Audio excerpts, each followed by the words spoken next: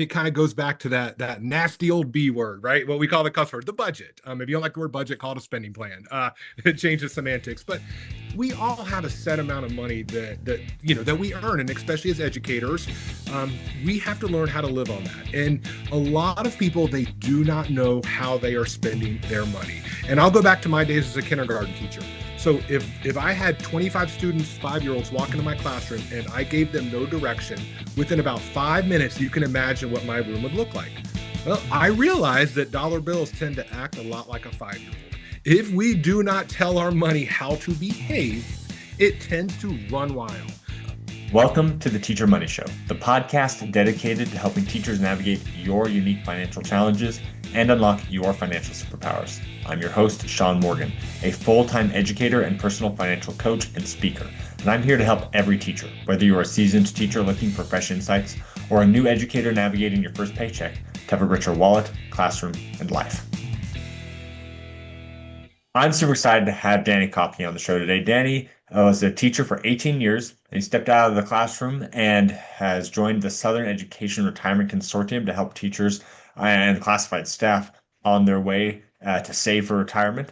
Danny loves teaching. He loves personal finance. He's written 6 personal finance books, including Where to Spend, Where to Save, A Teacher's Guide to Managing Your Finances. Danny's everyday approach to handling money has led him to be interviewed on numerous shows, including Fox and Friends, the CBS Early Show, CNN's Newsroom, etc., etc. Lots of really cool stuff that he's been doing, as well as many podcast features. Danny, welcome to the show. Hey, Sean, I'm so excited to be on. Thanks for the invite. Danny, I am super excited to talk to you. We occasionally get these, big names, right? The people that people have heard of. The wealthy teacher is what's associated with your name. And I'd love to just, take a step back from that and love to hear your backstory. How did you get into teaching and how did you get into personal finance? Sure. So, like many people listening, tuning in today as teachers, I had that magical teacher, ninth grade, Mr. Stutsky, my civics teacher. And after having him, I'm like, you know what? I'm going to be a high school history teacher and I'm going to coach baseball. Well, life has a funny way of playing it out. So I was on that track, and then I actually took a semester off of college. And it was probably actually my best financial decision in the long run because got a job at a preschool teaching 3-year-olds. And at that time, I started thinking afterwards, I'm like, okay, in my county, maybe there are 10 history jobs, right? Because we had one high school at the time. But I like little kids. How many elementary jobs are there? Well, there were hundreds. So I said, you know what? I'm going to change my major at elementary ed. I enjoy little kids, so I can do it. So I did that. Then actually met my wife when I was a student teaching. And then that's kind of started, I guess, the financial journey. So after being married a couple of years, our first 2 years, we taught at an international school in Poland. So at an American international school over there. So kind of a neat experience, got to travel to like 12 countries and just kind of a really fun venture for us. But then upon coming home, we said, okay, we want to, decide, start to have kids. And I felt strongly, Tracy, my wife, felt strongly about her being able to stay at home. So at that time, we're both teaching first grade. And I mean, not making that much money at that time. Teachers' salaries, I mean, still don't make enough, but then it was less than it is now. So in order to be able to do that, we had to get really good with our finances. And that's when I'm just started really like figuring out, okay, how are we going to be able to do this? Planning before we had kids for her to be able to do that. And ended up that she was able to stay home for 8 years. We ended up having 2 children, lived on my $42,000 a year teacher salary. And, despite that, we have no mortgage or no debt except our mortgage, on track for retirement, have an emergency fund in place. But kind of most importantly, and I know we'll hit on this a little bit later, but we live wealthy lives on a moderate income. And I think, that's for me, that wealth is just gives us those options to pursue those things that provide meaning to us. I love that story. I love how it always seems to be like a moment of necessity, a moment of like, man, I really need this to work. And wanting to Yes. have your wife stay home and raise your kids, I think is a beautiful necessity moment. And I also love that you chose elementary education. I could not do that. I subbed in elementary and went, yeah, I'm not going to do this. But when I was at a teacher fair, just walking around. I wasn't even ready for a job yet. I was like in junior or something like that. And this lady runs up to me, grabs my arm, and says, "Are you an elementary school teacher?" It's like, no, I'm not. So if you would like an elementary school job, there are many and plenty. They are Yes. quite abundant. Yes. So I'm glad that you were able to go that route. So you talked about this word wealthy and living a wealthy life on a moderate income, and you have this book called The Wealthy Teacher. I want to make sure we define our terms. This is a classic pedagogical tool. Make sure we understand what we're talking about. What does wealthy actually mean? Yeah. I mean, that means a lot depending on who you are, right? For some, it's driving a BMW and living in that gated community. But, for me, I look at wealth as once again, kind of giving your options, being able to pursue those things in life that you feel are meaningful. And a couple examples in my life. So first, we just talked about is having my wife stay at home. Obviously, that paid nothing, cost us money, right? But we were able to do it because that was something that we felt that was a meaningful thing for us, and that was wealth right there. Another time happened, it was later on in life, and I'll never forget the date. It's August 10th, 2017. I'm driving home from school, first week of school. I was in a brand new classroom. It was a Thursday, and Thursday, first week of school, you're like, thank God it's almost Friday. I almost made it. And got a call that changed my life. So my dad, who at that time was 59 years old, had a stroke. So 3 weeks before, we're on summer vacation, having fun, had a stroke right in his brainstem. So, in snap of the fingers, went from being like you and I to tube fed, confined to a wheelchair, had to wear briefs. I couldn't even change the TV with the remote. So basically, everything, he needed full time care. Ended up he was in rehab a couple months, and then came home. We made the decision to sell our house and move in with him. Me, Tracy, and our two daughters lived upstairs, and then kind of got to be we were juggling our schedules. Everyone's trying to take care of them. I had a great principal at that time. So in December, I went down to part time. So I would work the morning 7:30 to 10:30, and then I would go home and I would take care of him the rest of the day. Take him to therapies and things like that. And then I decided it was still getting to be a little bit too much. So spring break, I decided, I'm going to resign next year, and I'm just going to take care of my dad. He ended up passing that summer. Just over time, just uh, conditions got worse for him. But for me, I lost money, but it was the wealthiest thing I've ever done. So that's kind of what I look at as wealth. And I think back to that time of like, if Tracy and I had lived paycheck to paycheck and we hadn't budgeted and had spent all of our money, I would never been able to do that, which turned out to be a blessing, for both of us, for everyone involved, actually, to be able to do that.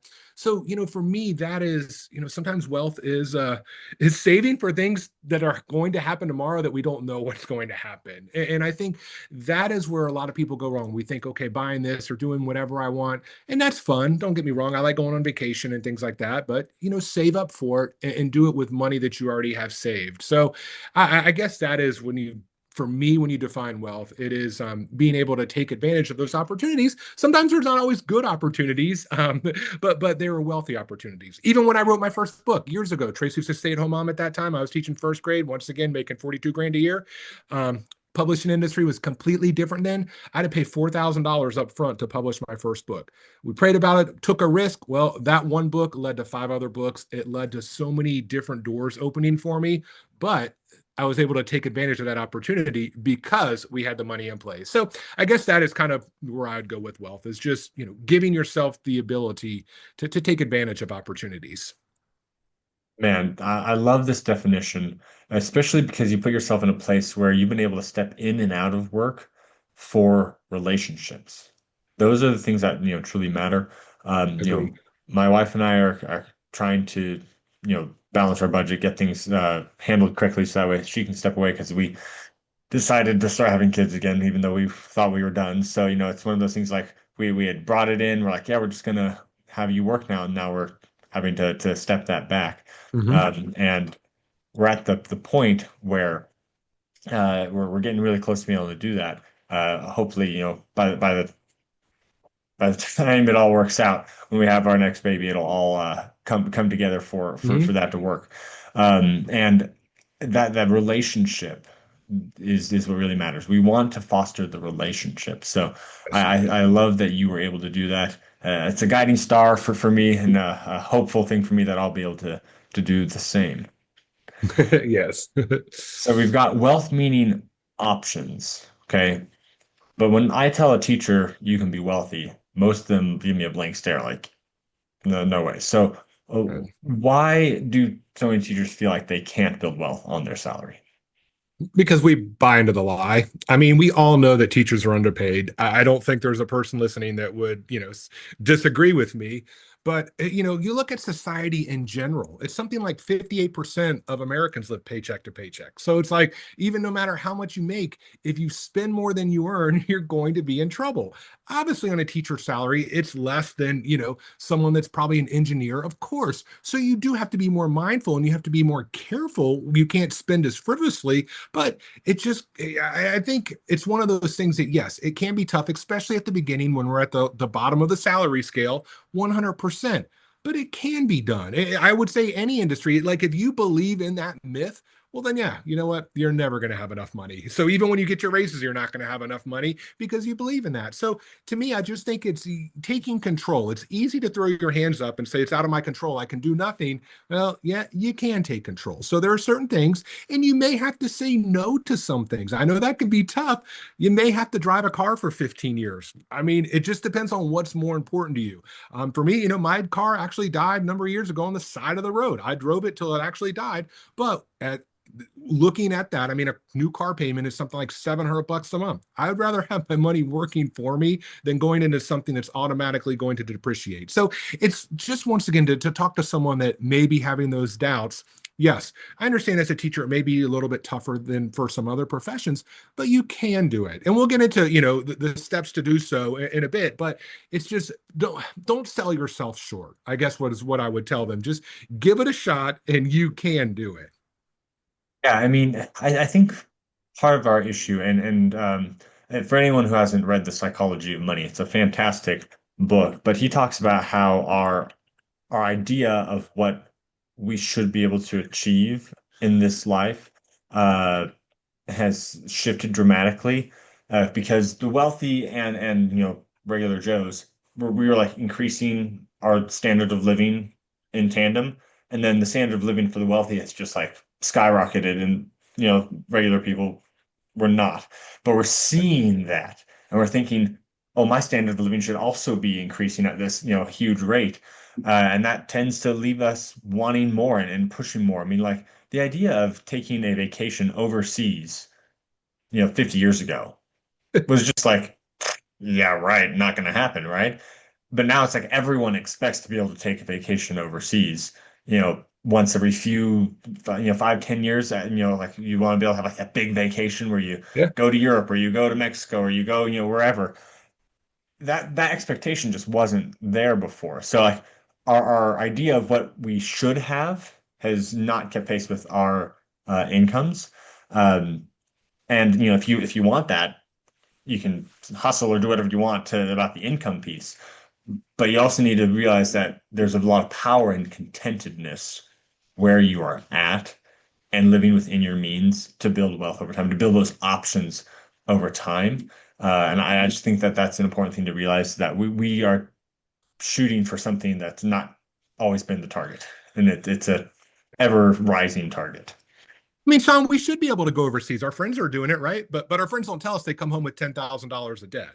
So that's the problem now too. And the social media. I mean, honestly, there's that lawsuit that just happened last week where they did get charged because a girl sued them and got a lot of money because of what happens. And it's so true that all you see on social media are like the Sports Center top 10 highlights. You don't see the arguments or anything like that. So it plays a big role into it as well. That we do see someone that may teach right next door to us and wait, they're driving a nicer car, they're doing all these things, but you're not diving deep into what their financial situation looks like, and they could be $50,000 in debt for all you know. So to me, it just goes back, and that's kind of for us of like having Tracy be able to stay at home, me taking care of my dad, those things. Like I looked at what do we prioritize. I really don't care what my neighbor's doing, what my brother-in-law's. It doesn't matter to me.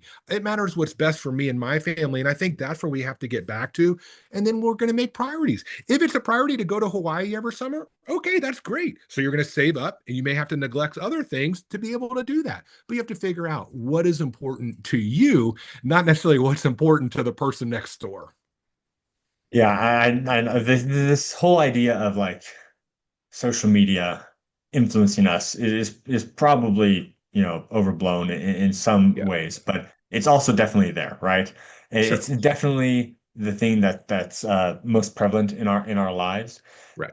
But it hasn't always just been social media. It's been looking at your neighbor. It's been looking at the person, across the hallway at school. Like it's just we always compare ourselves to Yeah, I mean, others. keeping up And with the then Joneses, that was 25 years ago. That's what it was a common phrase. So yes, you're correct. yeah, so I mean, just remembering not to make that comparison. As a side note, my elementary school, the nicest car in the parking lot was an Aston Martin, and it was driven by the lunch lady. Okay. I don't know how that worked. I mean, maybe she had it paid off. Maybe she had just a gigantic payment. I don't know what that was. But if you look at that and say, well, a lunch lady can drive an Aston Martin, I should be able to drive one. You're going to get Yeah, yourself in a lot of trouble, yeah, right? yeah, That's yeah. the whole idea here. Comparison is a thief of joy, is what they say, and comparison is the thief of your wealth. This is another way to look at this. Yes, you got it. All right, so hopefully we've convinced teachers that they can build wealth. They can build these options in their life. Uh, Mhm. what do teachers need to start doing to build wealth? Do New York mindset, income, discipline, budgets, whatever. Do you think is the most important piece? I mean, it does start off discipline is a big thing. I mean, we've mentioned social media and we're bombarded. I mean, there's some experts that say we face like 10,000 ads a day. I mean, and that is. So you do have to have the discipline, but to me, it kind of goes back to that nasty old B word, right? What we call the cuss word, the budget. If you don't like the word budget, call it a spending plan.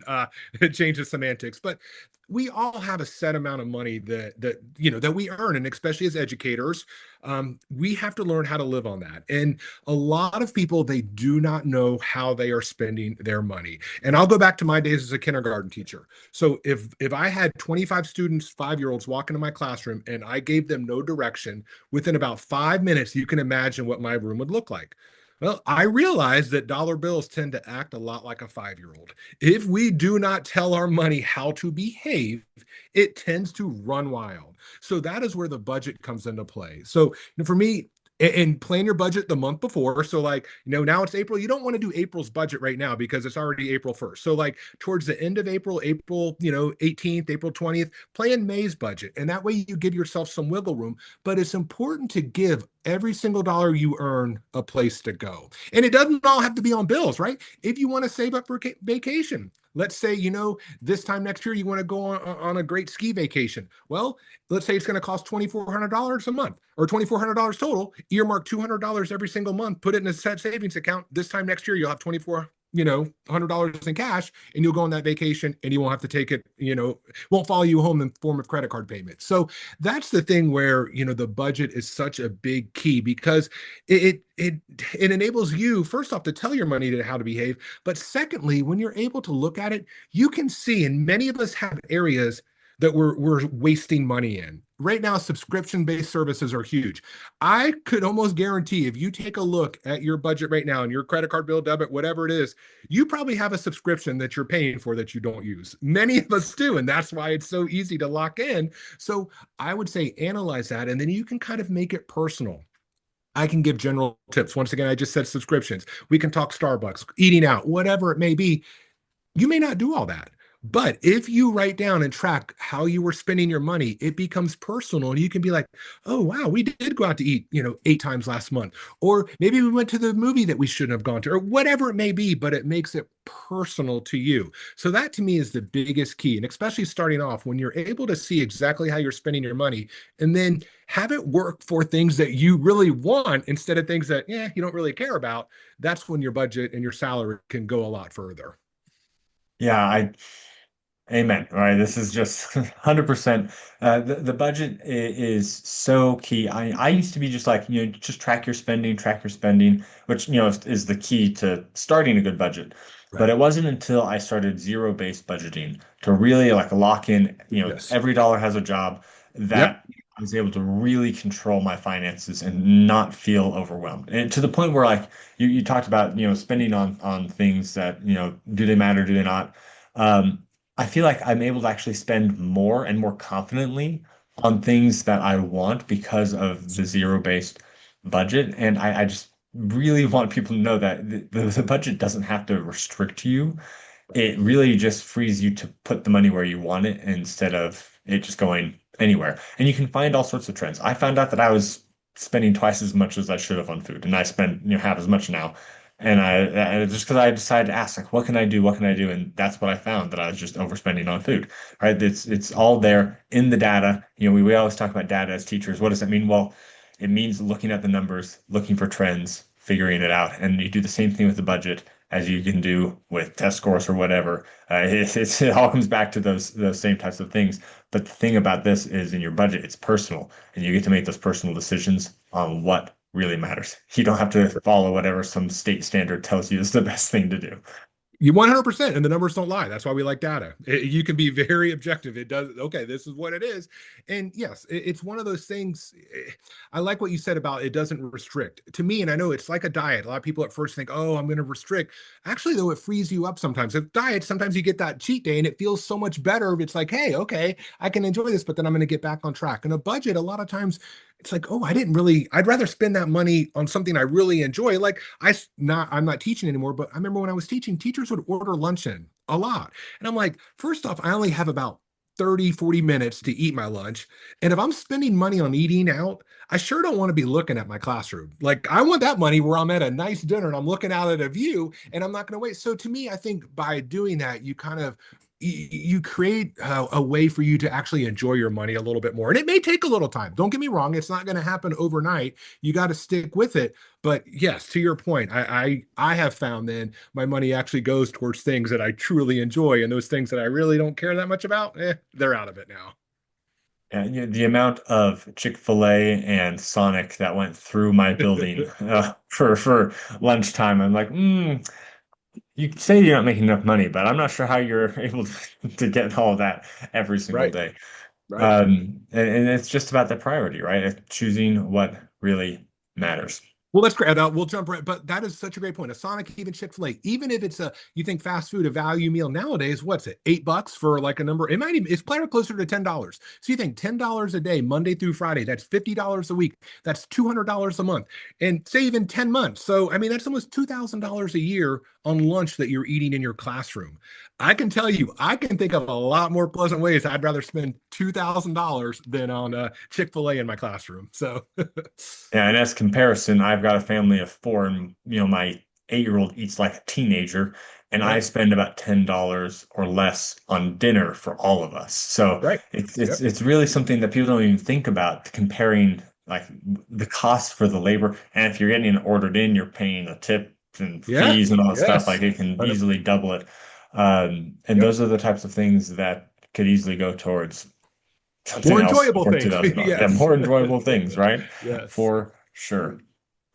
And we like to bag on eating out because it's easy. But whatever your eating out thing is, you almost guaranteed have something in your budget. Even if you feel like you've got your budget locked in, take that time to just look over it every 6 months, every year, and just ask yourself, is something else creeped in? Is something that I don't want in here coming Yep. up? Because that's how you keep yourself on track towards building wealth. Yes. So I'm going to ask this question generally, but I feel like you can also speak to this personally. How does growing wealth, and not just like the optionality you're talking about, but just like having money in the bank, how does that change teachers' life? Why is having money in the bank such a worthwhile goal for teachers in general? Well, it kind of made me think of even in general with a job, like, and I want you to stay in your job, obviously, but it gives you that sense of freedom. Like, I know I have enough money in the bank. Like, if I came to work and I was truly unhappy, I could quit and I could go and I have time and to because I have money and savings and wealth, I have time to get back on my feet and to find something that I enjoy more. And I have found for me, and I don't do that, but because I have that option, it makes me look at my job a little differently. And I think that's the thing is like if you have that freedom of like, hey, you know what? I'm so burnt out. I don't think I can do it another year.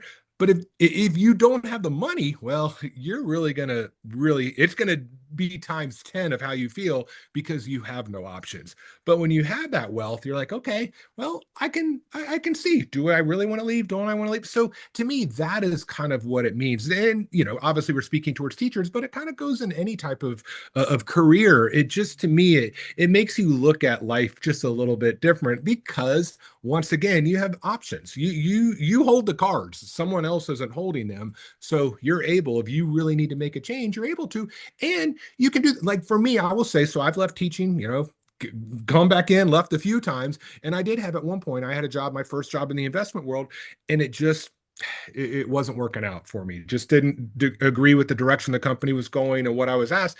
And I left and found a job, another job, but I had to take a $20,000 a year pay cut. But because we had the money and we had savings, I was able to do that. So to me, I wasn't stuck in a job that, I dreaded 9 to 5 Monday, had the Sunday scaries. I don't want anyone to have that. So it just gave me options to do something else. And I think, the same holds true for anyone. And I think that that even goes down to the granular, like day-to-day stuff. Because let's be honest, teachers get asked to do all sorts of things as part of their job that is suspect at best as actually being part of their job. And Yes. if you have money in the bank, if you have the ability to walk away and they ask you to do something that you're like, this isn't my job, you can Right. say no. But when you feel like, oh, if I say no, I might lose my job, you say yes. And the more you say yes, the more you get used up, the more you get burned out. Like it can really help you to say, no, I'm confident that I can just say no. And I think that's a hugely important day-to-day benefit beyond the actual ability to quit and move on if you need to. Yeah, and you think if every teacher was able to do that, then we wouldn't be asked to do those extra jobs, would we? I had a friend that was, so here in Georgia, we were evaluated. It was called the TEAK system. So that's the evaluation tool they use. And it was like, one was like, you're on, you better watch out, you're gonna lose your job. And it was a 1, 2, 3, or 4 ranking. And I had a friend, he's like, all you want to do is just live in the threes. He's like, that way you're not on some watch list. But when you get into the fours, that's when you start getting those extra keys and you're on extra committees, but you don't get paid anymore. So if you can just find that sweet spot and you just kind of live in the threes, you're doing your job, but you're not having to be asked to be on committee. So yeah, that's what we want, just to live in the threes. Yeah, the unpaid labor for teachers just bothers me to no end. But Yes. uh, you can avoid that when you have that optionality as much as possible. Correct. Something else I want to ask you about is pensions. How does a pension affect our wealth? Like, because it doesn't have that day-to-day factor. Like right now, I can't walk away because I have a pension because I haven't Right. taught long enough, right? But how does that factor into feeling wealthy as a teacher? It is huge. And I can't speak to the state of Texas where you are, or where some of the other teachers are listening, but I'll speak here in Georgia, where I am, where the pension system work. It's, if you play it right, it's like you retire a millionaire just with your pension alone. So here in Georgia, basically what you get 2% a year for every year you work of your highest 2 paid years, basically. Now you're vested after 10 years, and then you at least have to make, you either can collect it once you turn to age 60 or you have 30 years in. So I'll just keep the math easy. Let's just say that you teach here in Georgia, we're going to say 30 years, and we're going to say your highest 2 paid years, we're going to say is $70,000 a year. So then what you do is you take that after 30 years, you do 30 times 2% is 60%. So 60% of $70,000 is what? $42,000. That is your pension every year. 40, and that's not even cost of living. You get 3% cost of living here every year. So $42,000 a year is what you would get once you retire, either at age 60 or if you hit 30 years. Now, general rule of thumb with most financial professionals is you should not withdraw more than 4% a year of your retirement savings so you don't run out. So let's just say you had $1 million at retirement. 4% of that is $40,000 a year. In the pension I just told you, you're making $42,000 a year as a teacher. So if you play it right, your pension alone can enable you to retire as a millionaire. So a teacher pension is huge. And if you don't know what your pension is like, please, I strongly encourage you to go on your teacher retirement page, over spring break when you can, and see how it works, because different states have different options and different, things to go with it. But you want to know how it works because it is such a great tool. And it used to be like in the 80s, it was something like 60 some percent of companies offered a pension. Now it's something like 18, 19%. That's why the 401s came into play, because then companies weren't responsible for you anymore. They put and here, we'll give you a match, but you know what? You're in charge of your retirement. That's not the case with teachers. They're still in charge. Even after we retire, we're getting money. So once again, it's a huge, huge thing when it comes to teaching. Yeah, and I love that you pointed out this multiple the 25 times your income, or the 4% rule, however you want to look at that, to point out that it's like living a millionaire, because people like say I was making 70,000 and now I'm making 42, like they're cheating me, like how can anyone live on this? It's like when you say, well, it's equivalent to having $1 million in retirement, like they stop thinking, oh, I thought I'd be rich if I had $1 million. No, no, you'd be able to withdraw $40,000 a year if you had $1 million, right? Right, There's a big difference on that one. right, And the other thing to consider there is people often don't consider that on that 70,000 you have, all sorts of things coming out of it. You have your pension that's going into your pension. That's right, not coming out of the 42,000, right? You right, have the you know all the extra taxes and things. I mean, you still have to pay some income tax on pensions, usually. But you have like extra taxes, like you wouldn't be paying FICA taxes on your pension income. And then on top of that, you'll probably be in, Medicare. So you're not paying your insurance premiums. Like there's just so many things that come out, and you're not putting money into a 403(b) or something right. like that because you're retired.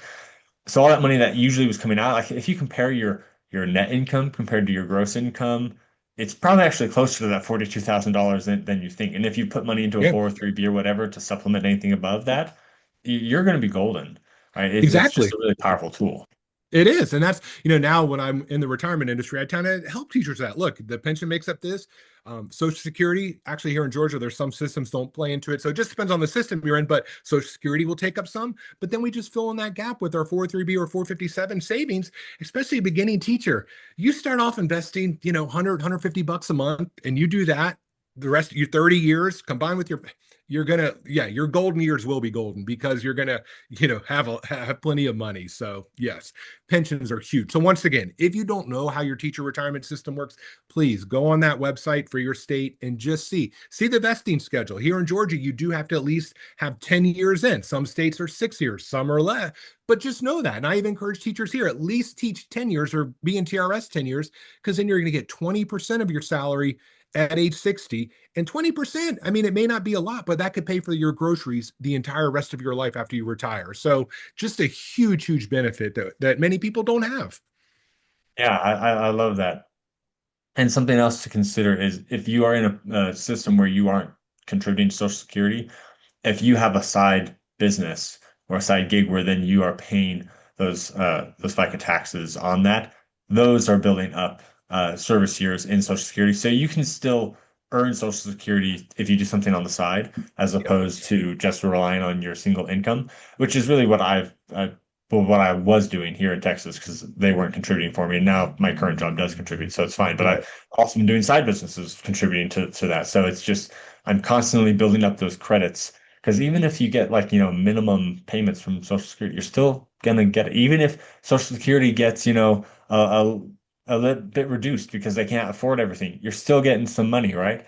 Right. Uh, I I worked in Colorado for just a couple of years, and they have like a immediate vesting policy, which is fantastic.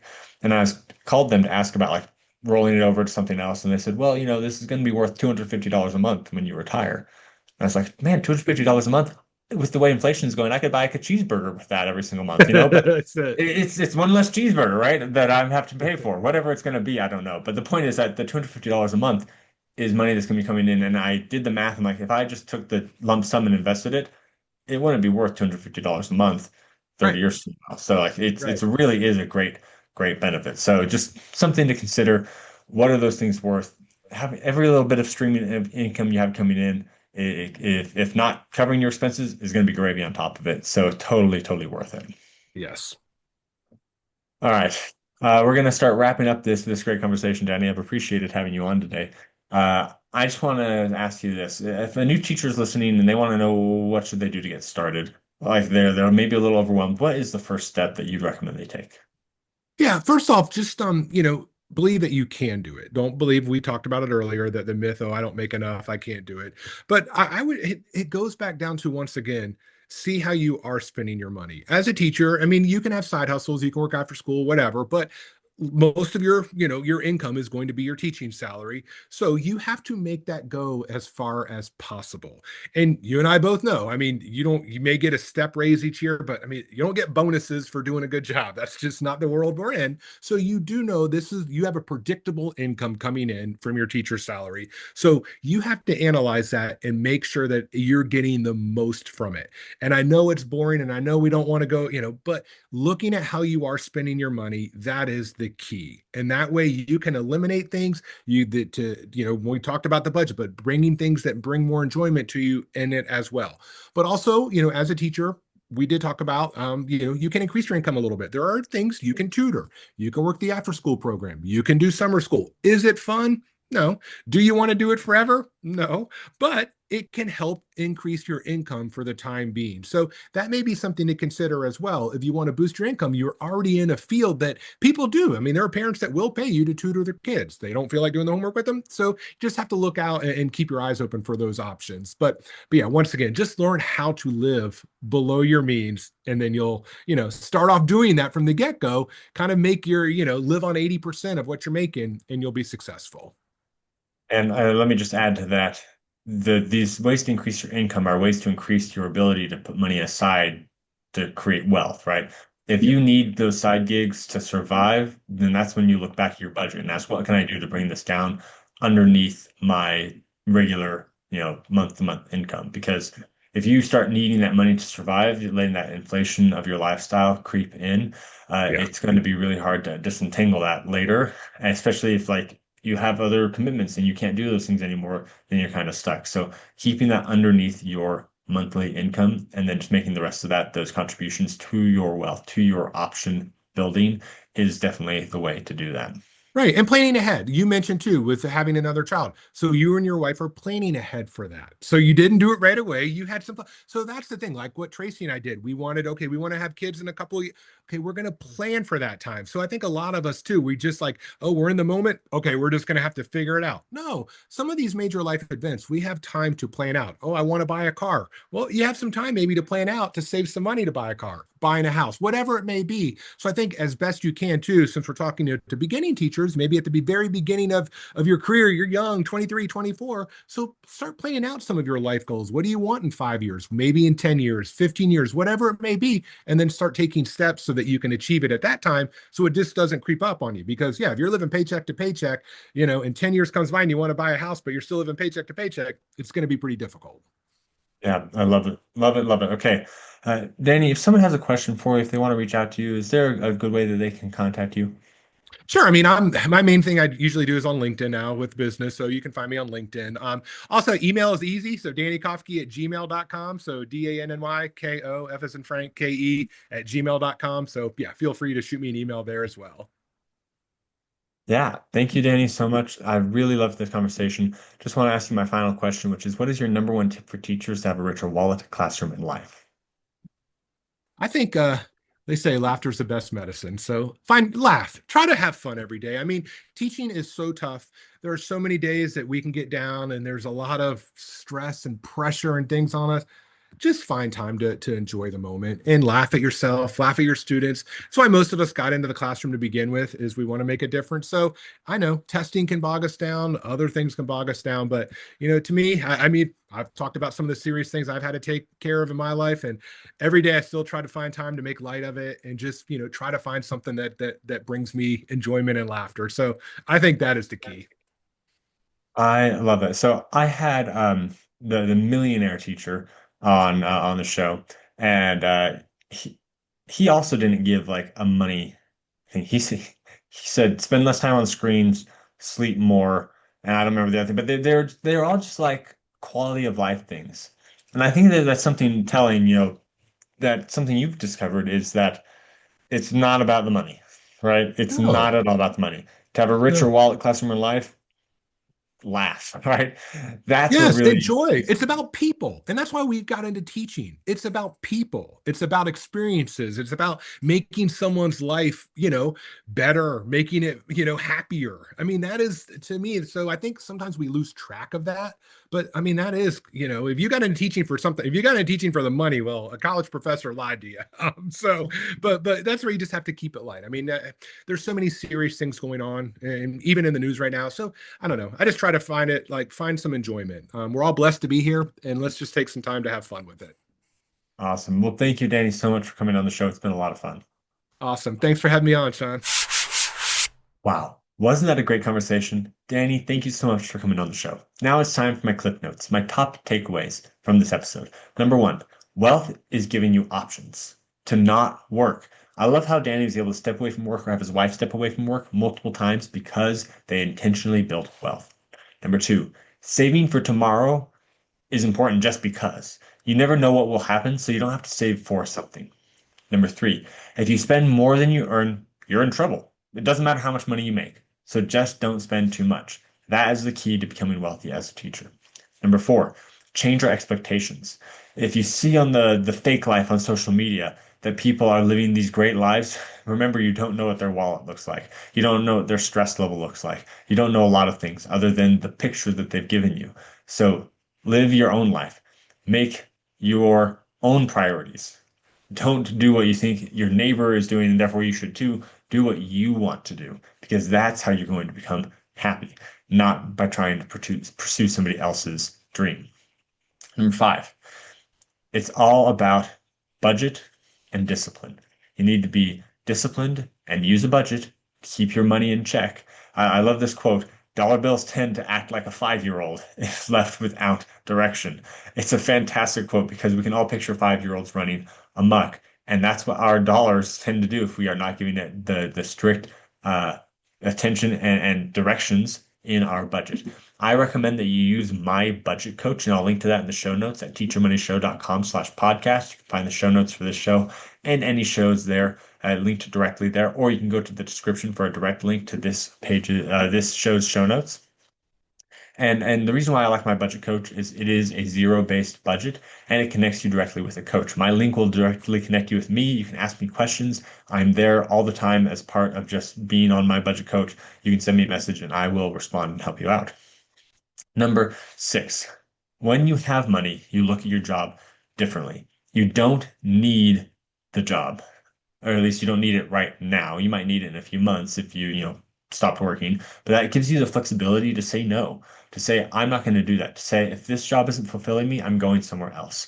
Having that power takes the power away from the employer and puts it in you. And it's a very powerful, wonderful thing that you can save for as part of that, just saving for tomorrow. Number seven, your pension alone makes you retire a millionaire. Not guaranteed, all right, depends on your situation, but if you can, get above that $40,000 threshold, that's equivalent to retiring as a millionaire. It is a powerful thing to have. Number eight, believe you can do it. I think there's nothing else to say about that. Just believe you can be wealthy. And finally, number nine, laugh. Try to have fun every day. It's about people. That's what truly matters. So do that, live up to that, and enjoy your life because that's what wealth is about. It's about people and fun and joy, not about the money. And you know this already because you work with people every day and you change lives every day. And because of that, as a teacher, you are already rich. Your wallet just needs to catch up. If you would like help on your personal financial situation, go to teachermoneyshow.com/coaching and you'll be able to find different ways that I can help you there. If you would like to participate in spreading this message of financial empowerment to teachers, I would encourage you to talk to your administrator or to your district level about going to seankmorgan.com to find more information there. And regardless of which one of those you need, please like and subscribe so that way we can spread the reach of this more. Leave a 5-star rating and review. That's going to help more teachers find this. And then turn around and tell a teacher friend. I really appreciate it. Contents of this podcast are informational in nature and are not legal or tax advice, and neither I nor my guests are engaged in the provision of legal, tax, or any other advice. You should not act upon this information without first seeking appropriate advice from an accountant, financial planner, lawyer, or other professional.